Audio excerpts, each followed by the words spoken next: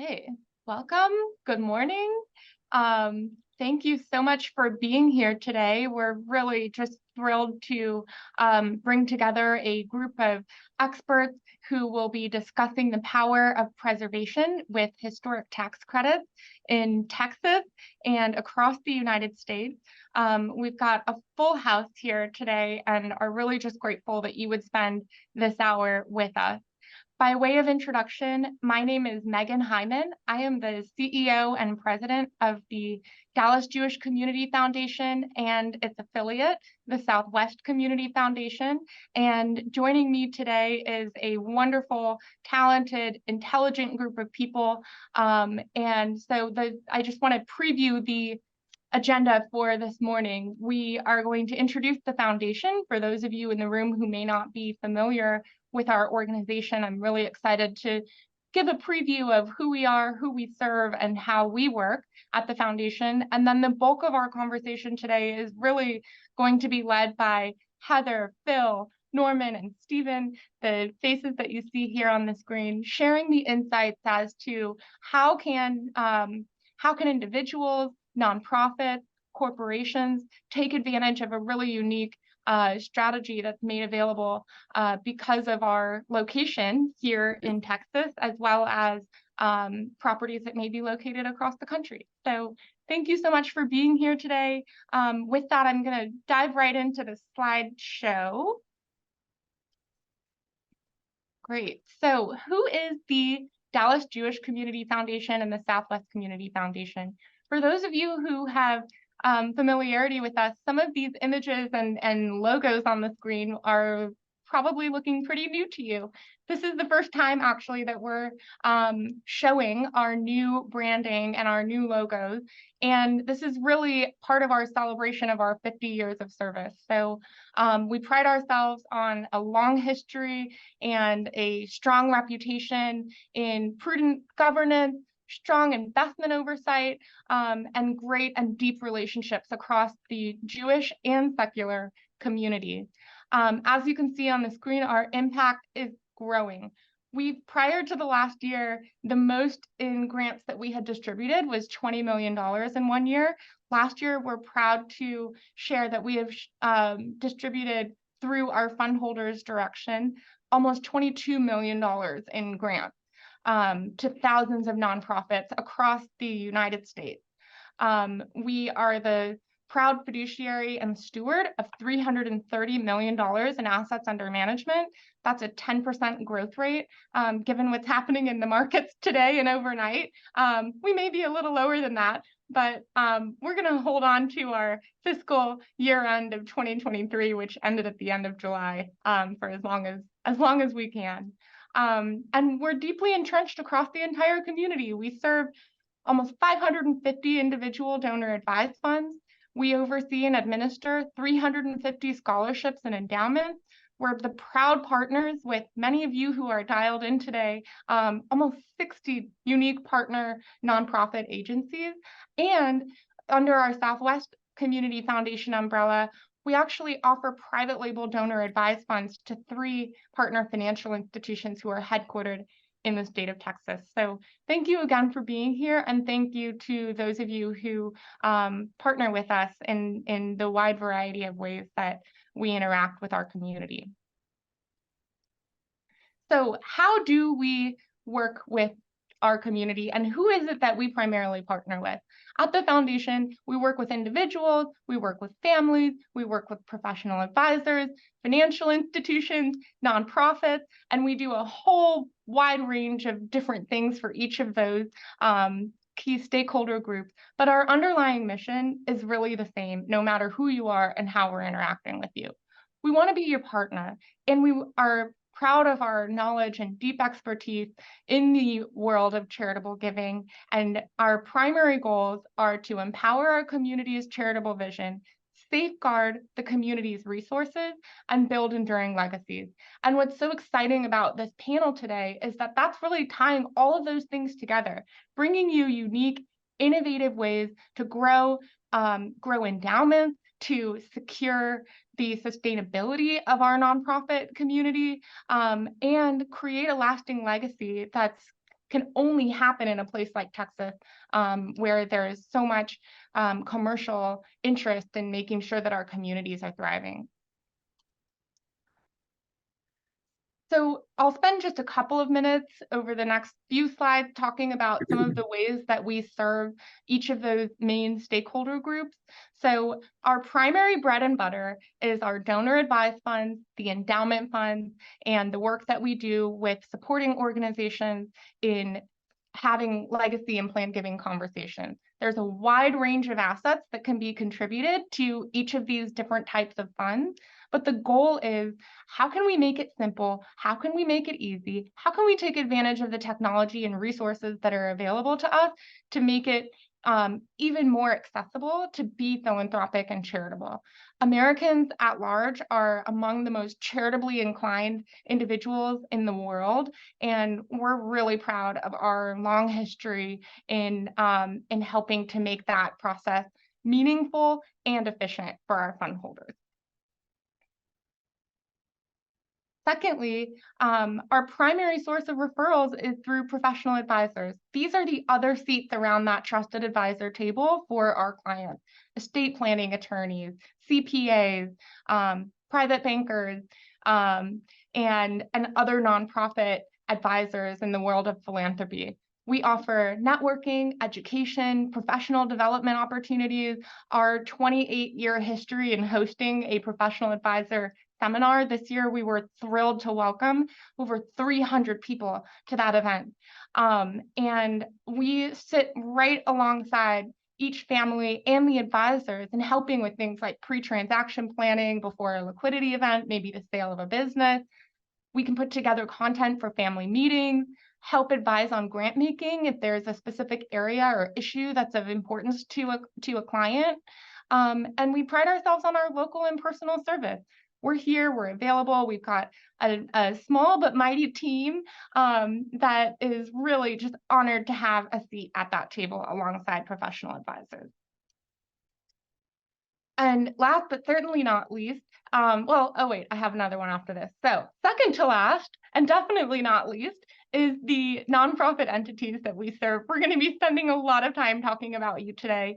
But as I mentioned earlier, we distribute $20 to $22 million and hopefully growing every year on behalf of our fund holders to not just the 60 partner agencies that we serve, but to thousands of organizations that are deeply valued by our fund holders. Our goal is to educate, is to provide services that make the work of the nonprofit able to focus on what their mission is. So we bring our expertise in the world of asset and endowment management. We offer short-term financing solutions for nonprofit organizations, and we also provide educational and leadership development opportunities, just like the meeting that we're having today. If we come across a great idea, our job is to give that great idea a platform and a microphone so that any nonprofit who can benefit from that can take advantage and get that access through us. Oh, I lied. I guess that was the last one. So I was gonna share a little bit about our work with financial institutions, but I'll save that for another day. If you want to learn any more about the foundation, about our work, if you'd like to get together with me or Mona Allen, our Chief Impact Officer, who was just promoted to Chief Impact Officer, by the way, last week. So congratulations to Mona. Here's how you can get a hold of us. And of course, you can find us online. So let's dive into the subject of the day, the power of preservation with historic tax credits. Joining me on the screen are four extremely talented, knowledgeable experts in various areas of the pieces that form this overall puzzle. So I'll start from my left.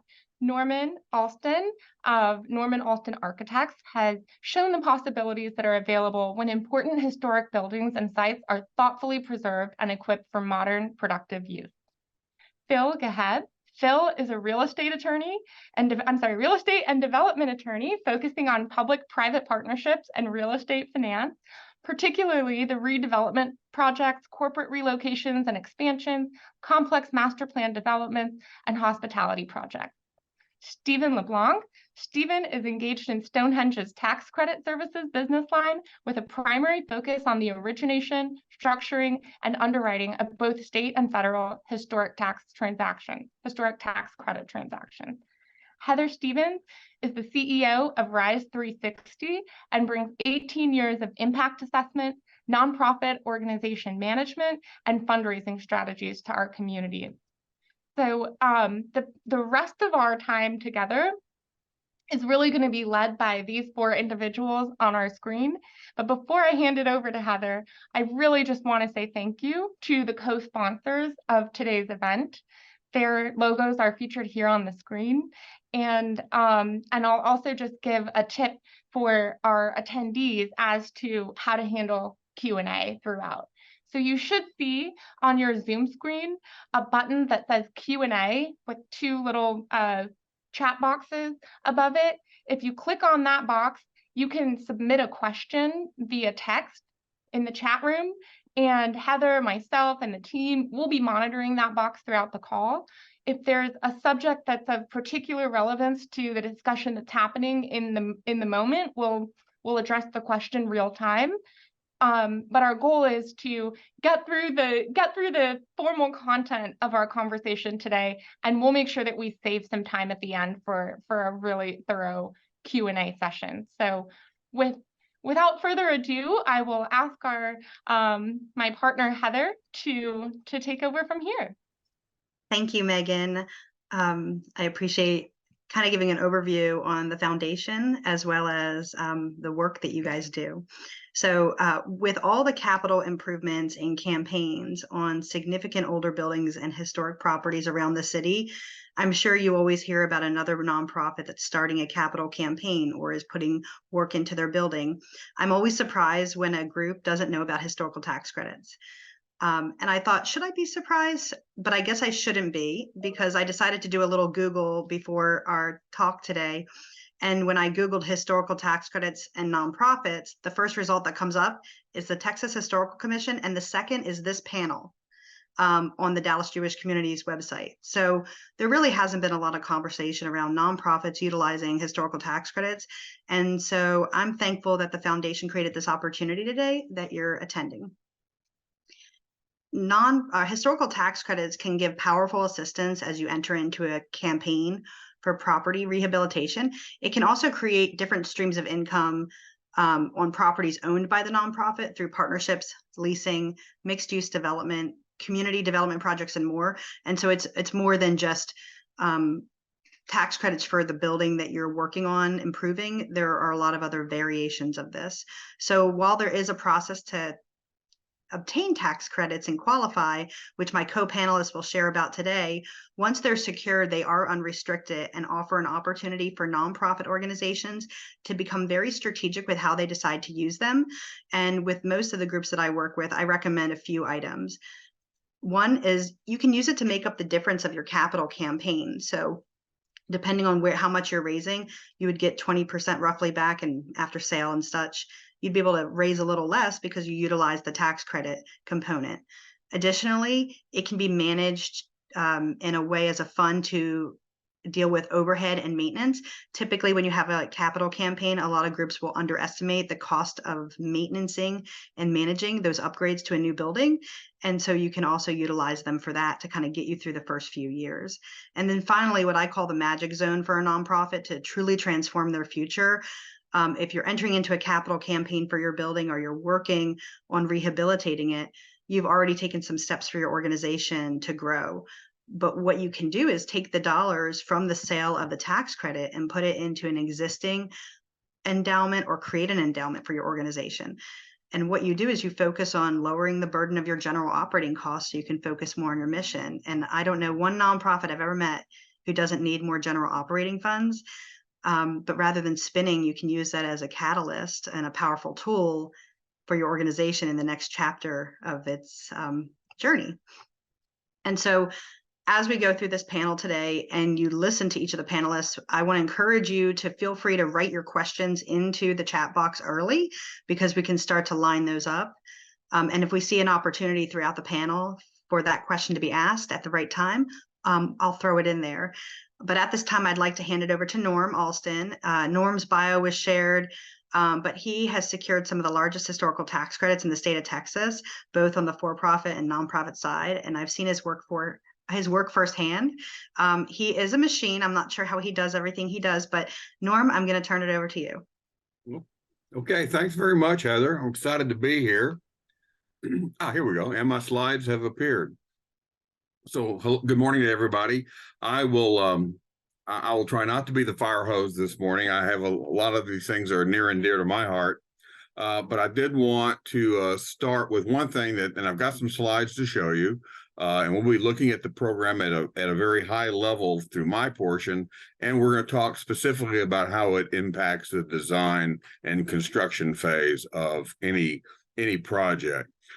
Before I start with that, though, I find it's usually helpful to give a context because I'm immersed in historic preservation, but most people are not. And a lot of people don't understand really what that's about. So I like to introduce it with just an explanation of not, we'll be talking about how we do historic preservation. What you won't know otherwise maybe is why we do it. What are we trying to accomplish when we say historic preservation?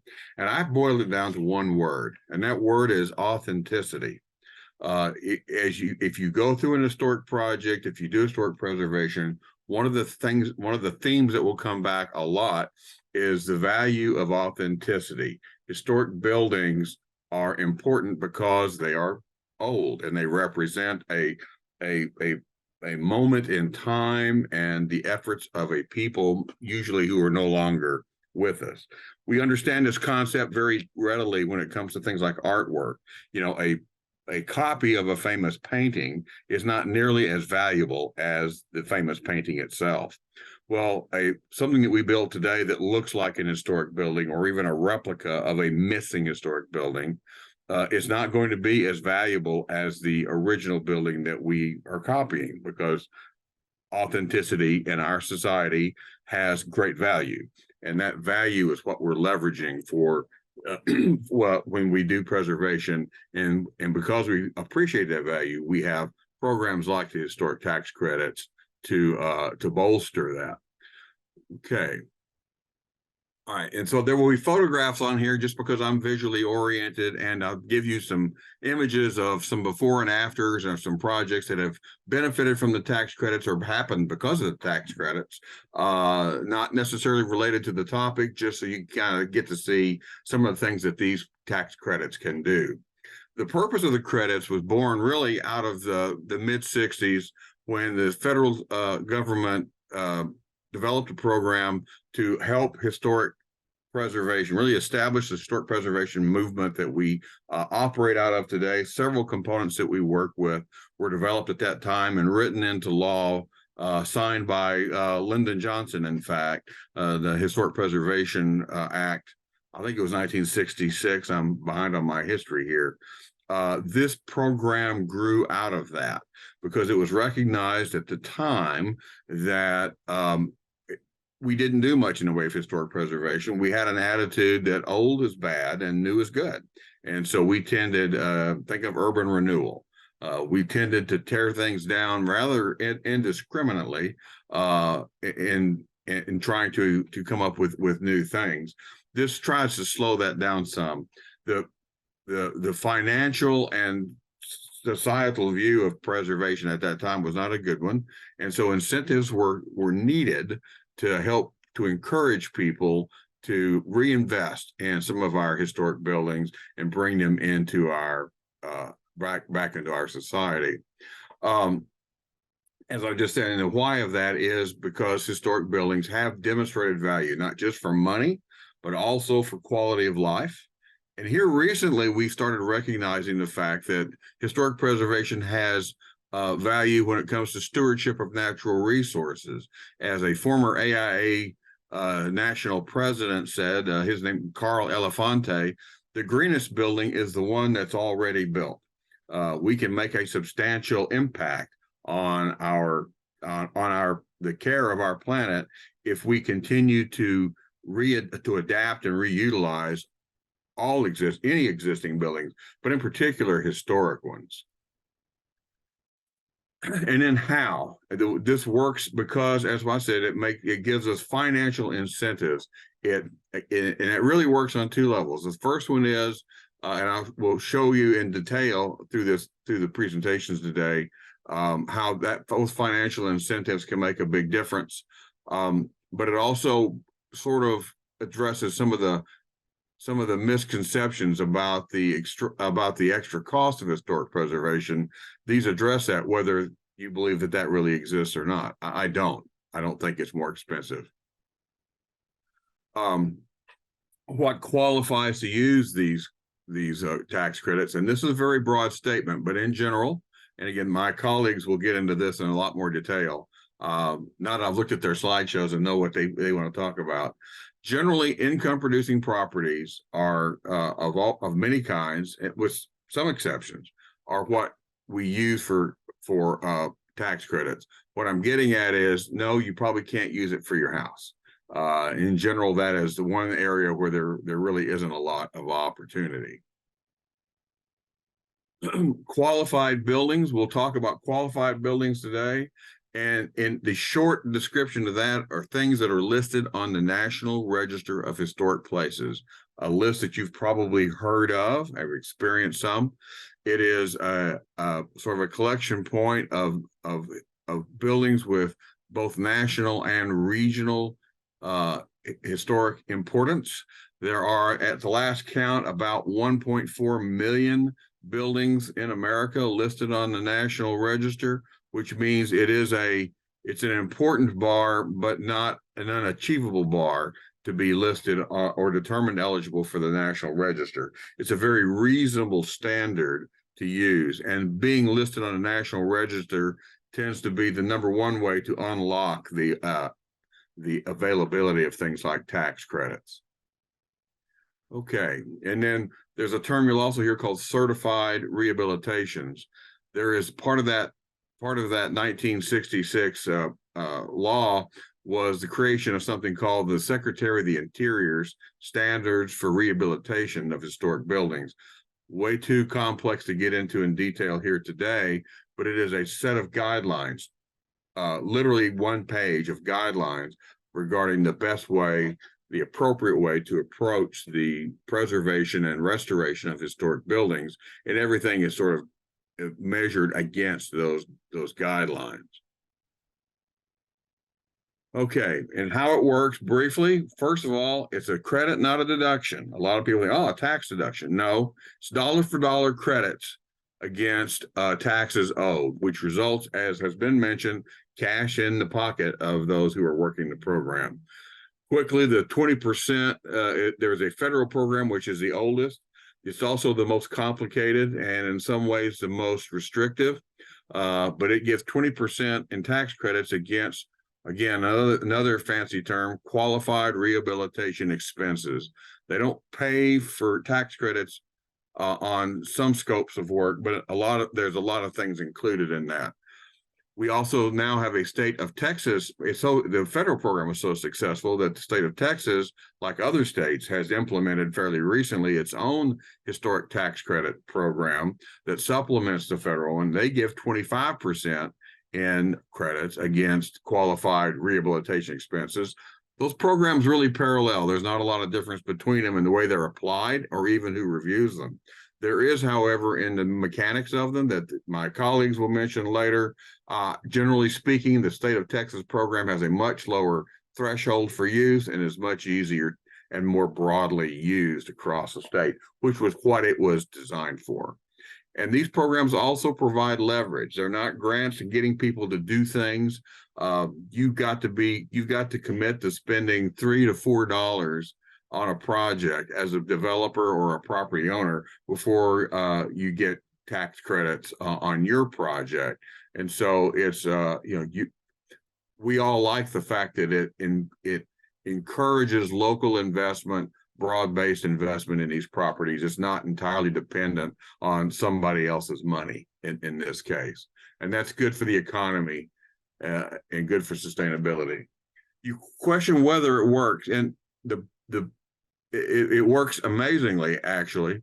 The image you see on the screen here is from a 2016 report by the National Trust for Historic Preservation. Texas has been particularly successful in leveraging these tax credit programs, in this case, specifically the federal historic tax credit program, and doing a lot of really great things with those funds. When we worked on one project in 1998 here in Dallas, at that time, it was considered the largest historic tax credit program in the country. That has been eclipsed since then. I believe that another one here, the national in downtown 50+ story building that got redone, I believe also took that claim for a while and may still hold it. So it's been widely used. Many things you see that have been done in rehabilitation, particularly in downtown Dallas, have relied on historic tax credits to move them forward. There is a process involved in getting these credits. People worry about, well, what about the red tape? How hard is it to get this done?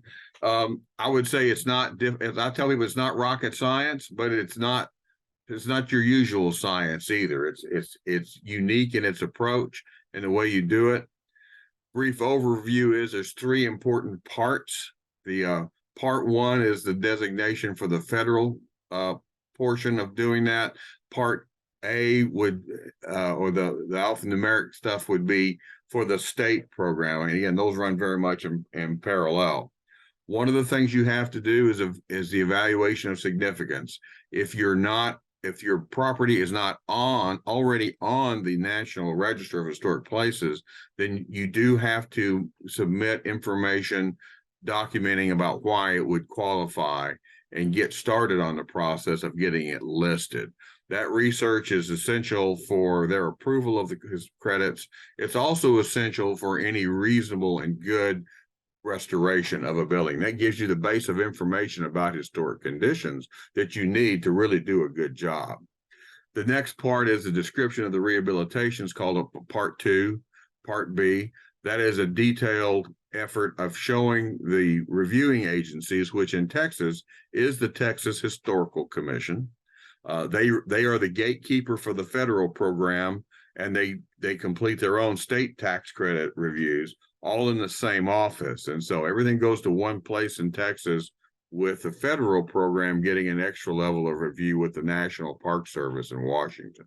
But this description of rehabilitation is typically something that is probably best done during the construction document phase when you're designing and getting ready to go out to bid, although we've seen it done at very many different places. And once all the work is done, the third thing you've got to do is submit a part C or part 3, which is a request for certification of completed work. Basically, you give them photographs to show them that you did what they approved in your part 2 or part B. And if you can do that and jump through a couple of other hoops, the tax credits are yours. A lot of people worry about the impact on the schedule. Oh, it's another layer of review. It's another layer of complexity. You know, what's it going to do to our schedule? And what kind of crazy things do we have to do? I want to point out that and this is really the application of the Secretary of the Interior standards. The requirements that they will be looking for in a qualified rehabilitation do accommodate modern expectations, needs, and availability of materials. If you hear things like, well, 1888 buildings didn't have any electricity, so they're going to make you pull that electricity stuff out. No, that kind of thing, and I've heard that kind of thing. That is not it. They work with modern codes, modern needs, modern life safety requirements, and the things that you will be asked to do to your building, or the things you can't do, are not involved with those kinds of issues. You will get a modern, functional building by following these requirements. They are not as heinous as some people would seem to think. Also, in a manner of speaking, the timing of these reviews is flexible. Now, and when I say sort of, you have to be careful. The process of getting your tax credits work documented and approved, has no impact whatsoever on your efforts to get, not directly on your efforts to get building permits, get pricing, or get under construction. And the short answer to that is you don't have to have an approval from the Park Service to take federal tax credits to get to building permit to start that work. It's good if you have that approval because you're basically operating at risk. But because they don't tie those two together, your ability, your flexibility in working in the tax credit project program applications and reviews can be really readily worked into your overall project schedule and does not need to slow it down if you understand how to work it. And the last thing I'll mention here is the holistic project review approach. That means they look at projects when they review them on a whole. A lot of times I'll get, we'll encounter an issue where we think maybe the Park Service or the THC won't be happy with it. And they do something I'll recommend, they're not going to approve that. And they'll go, well, gee, can't you just ask them? And I go, well, I can. But one, a lot of times we already know, we've seen in the past that they have rejected that kind of thing. But even if they have an inclination to approve it, the answer, unless they can see all of the work you're doing, it's sort of, the answer is going to be no. Now, what's the question? They will, if they don't understand the scope of the project, they will tend not to give you leeway on some of the specific things that might be controversial.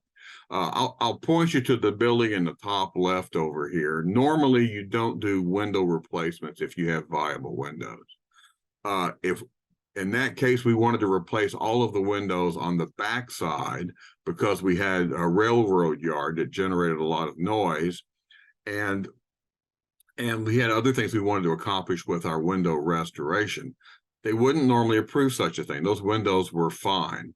In this case, we were able to show them the overall project, show that we were keeping and restoring about 75% of the windows.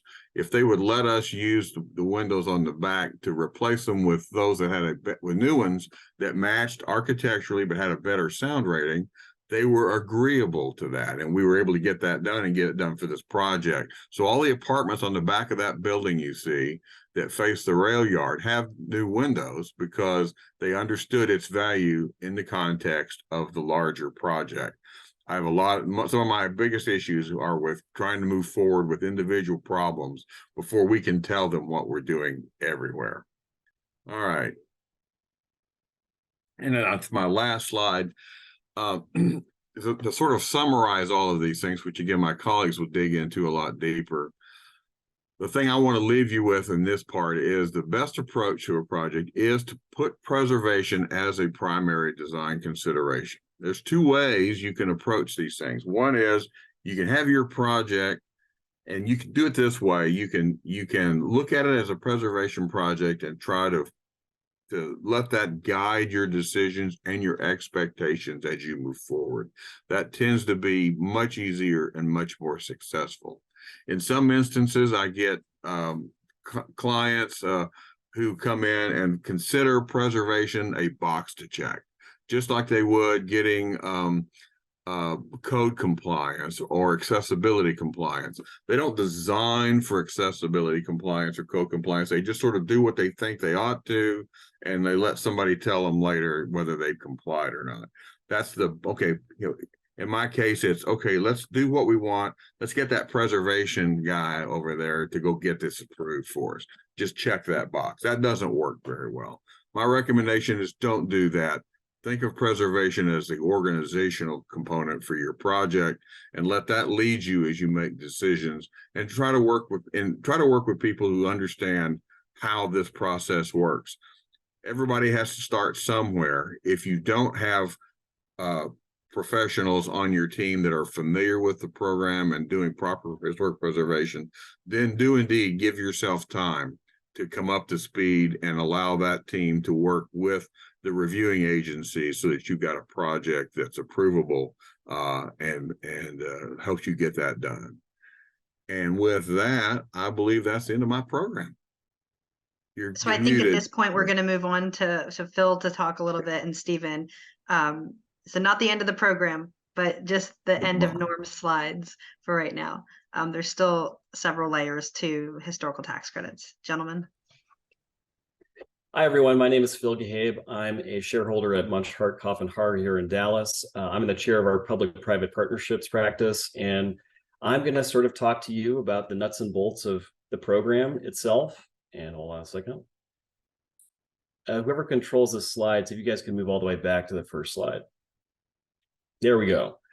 Stephen and I are going to talk about the money, like how do you qualify for the program? What are the nuts and bolts of it? And so Norm has done an excellent job of giving you an overview of how you qualify for the program. Now let's talk about the monetary value of these tax credits and some of the legal hoops that you have to jump through.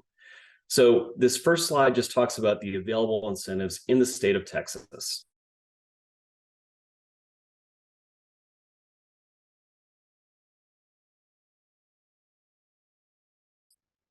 In Texas, adopted profits in 2017, and I would probably conservatively say over $1.5 billion of real estate investment has occurred as a result of the program. It is a widely sort of known program.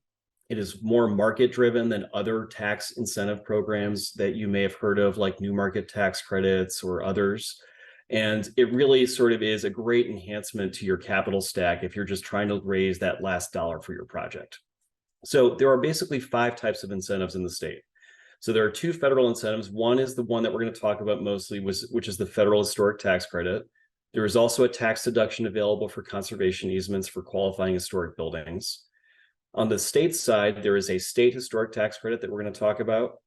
There's a sales tax exemption for labor costs, as well as local tax abatements that you can apply to any city, county, or even a school district to sort of abate real estate taxes for that project for a period of 10 years. So first, we're going to talk about the federal historic tax credit. So as Norm said, it's buildings on the National Register or that are located within a historic district and contribute significantly to that. They have to be depreciable buildings. So as Norm said, they have to be net income producing. You can't use it for residential real estate. Can't use it for bridges, infrastructure, and other things. One note that I want to emphasize here is that the federal historic tax credit is not, you can't use it if you're a nonprofit. In fact, nonprofits can't even be sort of in the ownership structure of a federal historic tax credit deal. However, a nonprofit can form a taxable subsidiary and utilize the program. There's some pros and cons to that approach, and we've done it a couple of times with various clients that have a hole in their capital stack. So this is sort of important for nonprofits to understand. And also the state of Texas uses a lot of the rules associated with determining eligibility based on Secretary of Interior standards and IRS regulations for qualification. So that's why we're going to talk about the program a little bit more fulsomely. So the federal historic tax credit, in order to qualify for it, not only does your building have to qualify and you have to be a for-profit owner, but you basically have to spend the greater of $5,000 or the adjusted basis in the building within a 24-month period. Your adjusted basis is basically whatever you bought the building for minus the cost of the land, plus the value of any improvements, minus any depreciation you've taken. Trust me, you'll talk to an accountant and they'll be able to tell you what your basis is in the property. But the key here is that you have to double the basis. So for a lot of projects, doubling the basis means you're doing a substantial project. It's not just a minor project or a sort of like minor repair to the building. Eligible expenditures, these QREs that we keep on talking about in this call, are really like hard costs that are chargeable to a capital account, some soft costs such as architectural fees, development fees, construction management fees. But significant costs that are excluded are your acquisition costs, new additions, furniture. I like to sort of tell clients, take your building, turn it upside down, shake it, and anything that falls out doesn't qualify for a tax credit. Now, there are some things in particular projects like theaters where riggings are attached to the building or seats. You know, you can get very creative on this, but that's the general rule of thumb. All right, go to the next slide. So these tax credits, they're placed in service, you know, earned in the year in which they're placed in service. You know, this slide's a little outdated because these tax credits are earned 20% per year over a 5-year period. There is a 5-year recapture period, which means that if you sell the building, it ceases to be used as business property, a partner disposes of their interests, it's removed from the National Registry, or it's destroyed by a casualty. Those tax credits that are claimed by whoever the taxpayer that actually filed their tax return and used the credit can be recaptured by the federal government, and there are penalties that could be involved with that. We always advise our clients that if you're doing a federal tax credit deal, you need to plan on holding the building for a minimum of 5 years. Next, we have these federal tax credit investors who will buy these credits. These are partnership items. So when you're getting a federal credit, you actually have to have a partner in your deal. So if you guys go to the next slide, these partners have to have what's called like part of the upside and the downside risk of the program. The next couple of slides, which we'll give you guys, talk about what that really means in great detail. But the general rule of thumb is that it has to be a bona fide equity investment, and such that if the project's cash flow doesn't do very well, they have to actually take some risk associated with that. Or if the project does fantastic, they also have to get some upside potential for their investment. Previously, prior to about 2014, a lot of these transactions were structured in such a way to isolate a lot of the risk associated with this investment. And today we can't really do that. So you need to think about these federal tax credit investors as partners in your deal for a minimum of 5 years. And they underwrite this as if they were an equity partner in your deal. Now, their return rate is far less than what a market return rate is because they're getting the benefits of the tax credits. But something that you need to understand as you're going through this process is that this is effectively an equity investment in your project. All right, you can go to the next slide. All right, you can go to the next slide.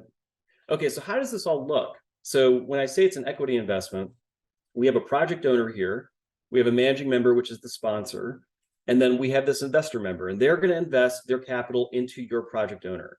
Your project owner is going to go get tenants, if they're going to get debts to rehabilitate the project, or they may obtain donations that are then lent to the project.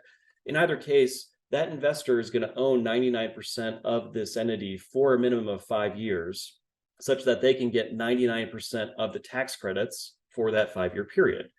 After the end of that 5-year period, their interest is going to flip to a 5% interest, and then you're going to get the 94% interest, and you will have the investor will have the right to basically sell their interest to you in the project so that you take the rest of the value of the project after the end of that 5-year compliance period.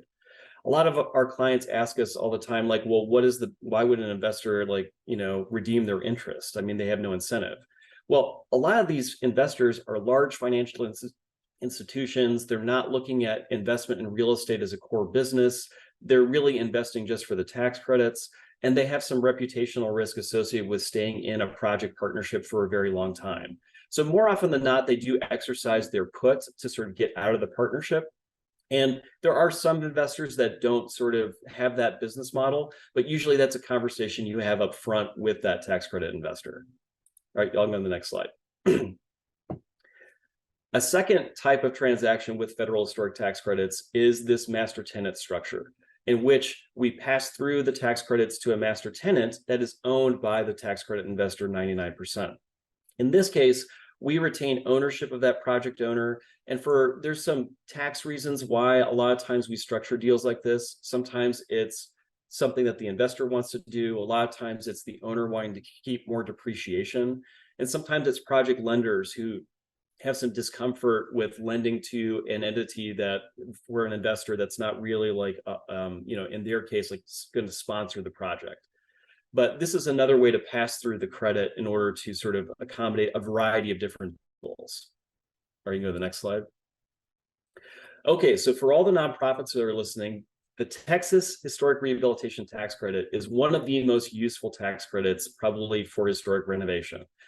Nonprofits can use this, and it's a 25% of the QREs incurred by the project can be created in a Texas franchise tax credit. Once that Texas franchise tax credit is certified, that is considered a capital asset that can be sold in a secondary market. These tax credits are applied to either franchise tax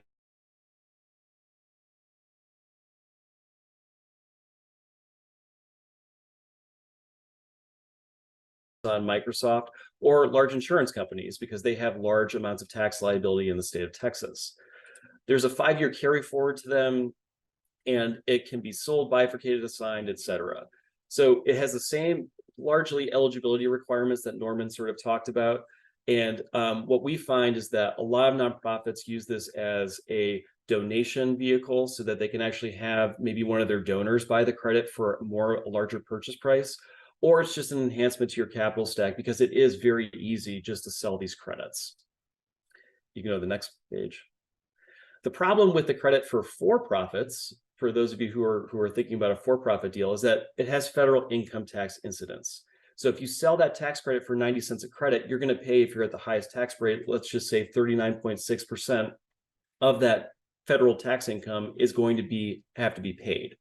So we have a variety of models which are described here, a loss partner model, and you can go to the next slide, a donation model, in which we try to minimize the impact of that tax credit, sort of that federal income tax incidence, or we try to defer it into later tax years in which the project can handle the tax hit.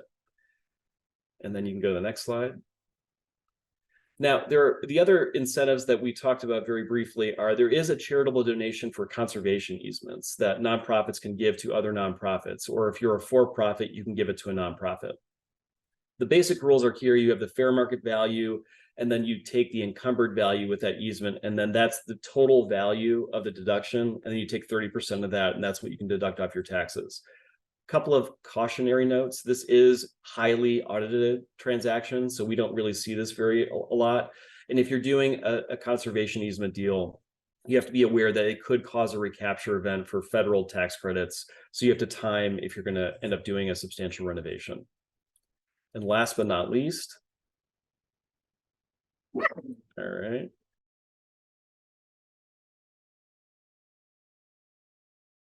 I'll let Stephen sort of talk about the sort of investor aspect of how they view these tax credit incentive programs. Sure thing, Phil, and thanks for having me, everyone. Megan, Heather, thanks for getting together a great group of folks that are interested in this topic. Hopefully I can kind of clean up and fill in some of the gaps that we've discussed today. I think Norman and Phil have done a great job, hopefully creating some excitement about how this credit can be used. And I've got a couple of slides because now you're probably asking yourself, well, is all this worth it? And so I have seen a couple of comments in the chat box there regarding the value of the credit, and so I can kind of give you all a little sense of that. Before I do that, Stonehenge, as Megan mentioned, is active in the historic tax credit space. Specifically, we serve in Texas as well as across the country and a number of other state programs as an investor, or what's properly known as a syndicator, where Stonehenge is going to ultimately be able to make a guaranteed commitment to acquire these credits, and then we have our clients, which include franchise taxpayers and insurance companies that effectively come to us to buy tax credit product across the country. So in a sense, we act sort of as a clearinghouse to make their lives easier, to make your lives easier, given the fact that a number of these large corporates and insurance companies, finding the right person can be difficult. We try to make it easy to find myself. And so to the extent you have any questions along the process, you can always come to me. As mentioned in the bio, I do a little bit of the upfront structuring, the origination, the closing, and then ultimately the funding. That's the fun part. So speaking of the funding, if you could, Ryan, if you could move back to the third slide, or Megan, I think you have control of this. I'll start at the value, then I'll work my way back to sort of, I think, kind of bring this all home. So as we've already talked about, as Norm mentioned, you have kind of the fancy word. There's lots of acronyms, by the way. And the tax credit finance world, we are littered with them. I think this whole page is nothing but acronyms now that I see it. But nonetheless, that's part of what we do. It's kind of the alphabet soup. But here is really kind of what we're trying to drive home as the value in a short example. So here what we're looking at is a qualified rehabilitation expenses as related to the project costs, uses, sources, ultimately the QREs, credits, and the value of those credits. So Phil and Norm, I think, both touched on sort of what a qualified rehab expense is. There it is in definition. I would assume, Megan, that we'll be able to make these slides available to all the participants to review this at your leisure. But in short and in summation, generally speaking, and Phil, you can feel free, or Norm, to jump in here if you disagree. But when we have a project, the rough rule of thumb is that 80% of the qualified rehab, 80% of the costs, that's going to be hard costs and soft costs, are going to be qualified rehab expenses. That's not excluding, that excludes sort of the acquisition and the exterior demolition, as you can see here, of the actual overall scope of the project. So if you see here, kind of on the left side, the project uses, this assumes you have a $10 million rehabilitation, and this can be either a for-profit or a nonprofit type entity. And then you're going to have sort of the sources, which would generally have maybe some sort of construction loan. It may have a capital campaign donation. It could have a loan against future capital contributions. There's a number of ways in which we see the sourcing of these deals. I know there's a number of folks on today from the city of Dallas. So we have also worked with the TIF program to support some of these projects. There's a number of ways in which you can ultimately develop and source these deals. And you have to think of the historic tax credit component as just sort of kind of another way to fill gaps in the capital stack. And as you can see here, this is pretty straightforward. This is showing a $10 million transaction that would have, roughly 53% of the sources coming from a loan. You're going to have some sort of sponsor equity. And again, that's generally going to be dictated by what the lender and or if there's a C-PACE loan, that's another financial incentive we see often in Texas. There's going to be another group really driving that equity need. And then to kind of fill the gap, this kind of contemplates sort of the gross value of the state and federal credit. So you can see where it's roughly kind of 27 to 30% when you use both the federal and the state credits. And so we've talked a little bit about, again, both Phil and Norm talked about how the federal credit is a 20% credit of the qualified expenses, and the Texas state credit is a 25% credit. However, the example on the screen here is showing that the state historic tax credit, the SHTC, is a 20% credit based upon the qualified rehab expenses. So as you can see here, we're basically saying that this project, our $10 million example, has $8 million of qualified rehab expenses, which is going to generate 1.6 million federal credits. And then in this example, 1.6 million state credits. Then you'll see kind of the investor is going to receive a certain percentage of those credits. And that really gets into some of the structuring that Phil mentioned. And again, not every project has to use federal and state credits. It's definitely a choice by each different development team and or nonprofit that chooses the path. It's often, I think it's often said, just really given that you have the lower threshold to qualify for the state credits only, it is possible to have maybe a more simple path to closing and execution if you go the state only route. Specifically, if you are a nonprofit, we see that to be the case, generally speaking, where we see larger transactions. And the transactions that we work on, by the way, I probably should have mentioned that. We work with nonprofits, and we've monetized 50,000 credits up to some of the largest projects in Texas and a number of other states as well. So, no project is too big or too small. We generally try to help folks. We believe that, kind of the success of the program is done in all sizes. So we do spend a lot of time with folks who do want to go the state only route. So if you see here, and again, I probably should have had this updated for the 25% calculation, but ultimately speaking, the price per state historic tax credit, I think I saw that as a question in the chat as well. So to address that, that's generally going to be pretty dependent on one, the type of structure that you choose. As Phil kind of alluded to, you have sort of the kind of the tax consequences that are considered. Then you also have just a straight transfer. So really, I'd say probably the pricing is generally anywhere from, call it 85 cents per credit in Texas, anywhere up to kind of 93 cents. And that's going to be highly dependent upon the, kind of the size of the deal, the structure of the deal, and then really the timing of when the project's going to be placed in service. One thing that's really unique, and I think why the Texas as well as just the federal program has been successful overall, is really just because that the credits are not earned until the project's placed back in service. So you have to have a deal that, you know, is going to be able to go out and secure conventional financing and or kind of the support of the community from grants and donations to actually come back into service. So once the property's placed in service, which is generally going to be evidenced by a certificate of occupancy or an additional kind of conditions that we're going to be looking for, we'll say the property's placed in service, the credits are earned, and then the owner of those credits, so again, the for-profit or the nonprofit entity, can elect to transfer those credits, because generally speaking, they don't pay the franchise and or the insurance premium taxes in Texas. That's where we come in. We can actually take title to the credit in Texas, and then we'll transfer that at a later date to our clients. So here, that kind of touches on, I think, some of the financing piece. Phil, I don't know if you had anything to add on this. Try to kind of fill in a I couple think of this the is a spots good from you. example. And I would say that, you know, if you increase the state historic percentage here to 25%, it probably gets to about 30% of your costs can be covered after like consultants, attorneys, pricing, et cetera, through a state and federal historic tax credit. Great. And then Megan, if you could go back maybe to the first slide that has sort of the icons on it.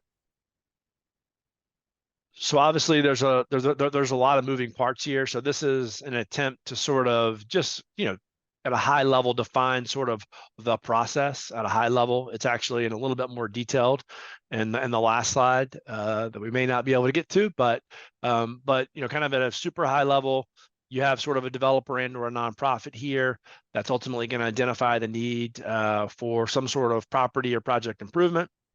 They're going to work to make sure that the project and the building are eligible. That's where kind of Norm spends a fair amount of his time.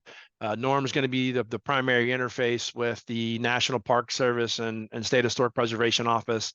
In Texas, it's the Texas Historical Commission, to basically make sure that there is a path to getting a Part 1, Part 2, Part 3 if you go the federal route, or a Part A, B, and C from THC if it's a state-only project.